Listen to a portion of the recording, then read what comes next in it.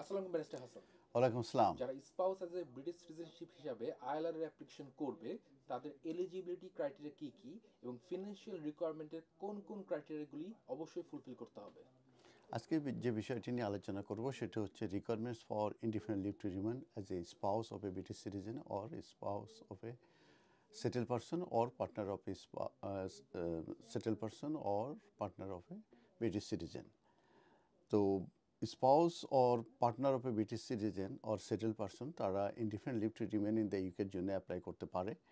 সেক্ষেত্রে যে তাদেরকে 60 মান্থস রিচ করতে হবে ইন দ্য ইউকে এবং 60 মান্থের আগে তারা এই 28 ডেজের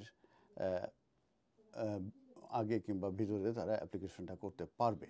তবে সেই ক্ষেত্রে তাদেরকে অবশ্যই এই পার্টনার রুটে তাদেরকে থাকতে হবে এবং সেটা তাদের 5 ইয়ার্স রুট টু যে সেটেলমেন্ট আছে সেটা থাকতে হবে। তাহলে পরে তারা 5 ইয়ার্স পরে যে indefinite leave to remain in ইউকের জন্য এলিজিবল হবে এবং তাদের অ্যাপ্লিকেশন গ্র্যান্ট হবে। তো এখন আমি যেটা আলোচনা করব সেটা হচ্ছে যে এই অ্যাপ্লিকেশনটা কিন্তু কুইকলি প্রসেসড হয়ে থাকে এবং এটা কিন্তু প্রায়োরিটি সার্ভিস অ্যাভেলেবেল আছে এবং যদি সেই ফিসটা যেটা ইমপ্রুভ ফি আছে, বেশি ফি আছে, সেটি যদি দেওয়া হয় সেক্ষেত্রে অফার করা হয় 24 hours processing from the biometrics appointment, মানে অ্যাপয়েন্টমেন্ট থেকে 24 আওয়ারের ভিতরে কিন্তু ডিসিশন দিতে পারে। এর জন্যে এক্সট্রা ফি দিতে হয়। এখন আমি যে ILR eligibility requirements for spouses and পার্টনারদের সেটা আমি আলোচনা করব।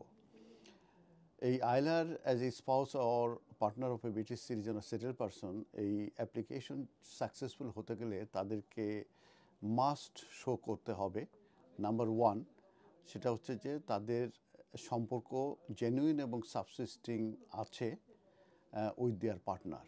তার মানে সম্পর্কটা কন্টিনিউ হতে হবে এবং এটা জেনুইন এবং সাবসিস্টিং হতে হবে। ফিনান্সিয়াল রিকোয়ারমেন্টস এটা তাদেরকে মিট করতে হবে এবং এমন কোনো কারণ থাকবে না যে তাদের অ্যাপ্লিকেশনটা রিফিউজ হয়ে যাবে under general grounds for refusal. মানে কোনো জেনারেল গ্রাউন্ডস ফর রিফিউজাল যেগুলো যদি ক্রিমিনাল অফেন্স কিংবা অন্য কোনো সমস্যা থাকলে সেগুলো কিন্তু অ্যাপ্লিকেশন অটোমেটিক রিফিউজ হতে পারে। সেই ধরনের কোনো রিজন থাকতে পারবে না। সুইটেবল অ্যাকোমোডেশন অ্যাভেলেবল থাকতে হবে তাদের জন্য। আর অ্যাজ এ পার্টনার কিংবা অ্যাজ এ স্পাউস হিসাবে তাদেরকে এই 5 ইয়ার্স রুট টু সেটেলমেন্টে থাকতে হবে এবং এটা অ্যাটলিস্ট 60 মান্থস তাদেরকে যেটাকে 5 মান্থস বলা হয় তাদেরকে থাকতে হবে। তাদেরকে ইংলিশ এবং life in the UK requirements এটা মিট করতে হবে। এরপরে আমি বলবো যে ফিনান্সিয়াল রিকোয়ারমেন্টস যেটা আছে, যে কোন কোন সোর্সেস থেকে এই ফিনান্সিয়াল রিকোয়ারমেন্টটা স্যাটিসফাই করা যাবে। তো ফিনান্সিয়াল রিকোয়ারমেন্টস ইন স্পাউসের ক্ষেত্রে আইলার অ্যাপ্লিকেশন এটা one of the most complicated aspects of the application এবং এই যে স্পেসিফাইড এভিডেন্স এই ফিনান্সিয়াল রিকোয়ারমেন্টস এটা যদি কেউ সাবমিট করতে ব্যর্থ হয় সেক্ষেত্রে কিন্তু অ্যাপ্লিকেশনগুলো রিফিউজ হবে। এখন আমি যে লেভেল অফ ফিনান্স যেটা তাদেরকে প্রুভ করতে হয় সেগুলো নিয়ে আমি এখন আলোচনা করব।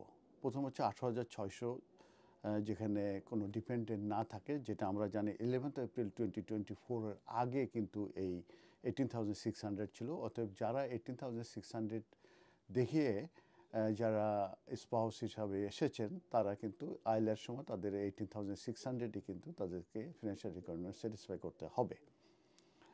তো নো ডিপেন্ডেন্ট 18,600 আর অ্যাডিশনাল যে যদি চাইল্ড থাকে 3,800 ফর নন ব্রিটিশ চাইল্ড এবং অ্যাডিশনাল যদি কোনো চাইল্ড থাকে সেক্ষেত্রে 2,400 এই ফিনান্সিয়াল রিকোয়ারমেন্ট তাদেরকে দেখাতে হবে। আর আমি যেটা বলেছি 11 এপ্রিল 2024 পরে যারা মূলত এসেছেন তাদের কিন্তু ফিনান্সিয়াল রিকোয়ারমেন্টস 29,000। সেক্ষেত্রে চিলড্রেনদের জন্য কোনো অ্যাডিশনাল কোনো এই ইনকাম দেখানোর প্রয়োজন নাই।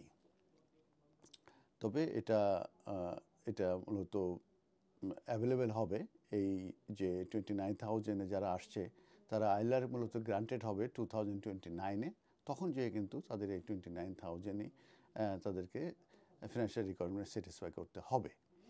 তো এই adequate maintenance requirements under appendix FM যেটা মূলত রিলাই করা হবে, সেটার স্ট্যান্ডার্ড লেভেলস অফ ফিনান্স আমি বললাম। এখন আমি বলবো যে এই যে মিনিমাম ইনকাম থ্রেশহোল্ড, এটা স্যাটিসফাই করতে গেলে তারা কোন কোন ইনকামগুলোর উপরে তারা রিলাই করতে পারবে।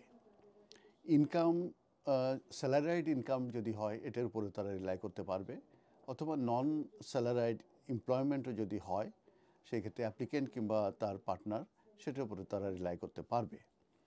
এরপরে সেলফ এমপ্লয়মেন্টে যদি কেউ থাকে সেটার ইনকাম তারা রিলাই করতে পারবে, অথবা যদি কেউ ডাইরেক্টর অফ এ কোম্পানি হয় কিংবা employee of A specified limited company হয়ে থাকে ইন দ্য ইউকে, এবং সেক্ষেত্রে অ্যাপ্লিকেন্ট কিংবা তার পার্টনার এই ইনকাম রিলাই করতে পারবে।